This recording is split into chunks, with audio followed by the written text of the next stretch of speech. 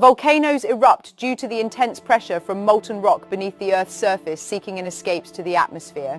The magma builds up in chambers underground, creating immense pressure until it finally finds a release through cracks in the Earth's crust. When the pressure reaches a critical point, it results in a powerful explosion that ejects ash gas and molten rock into the air. Scientists study volcanic eruptions using various methods to understand their causes and predict future activities, ensuring public safety. The impact of a volcanic eruption can be devastating, affecting ecosystems, altering landscapes, and posing threats to nearby communities.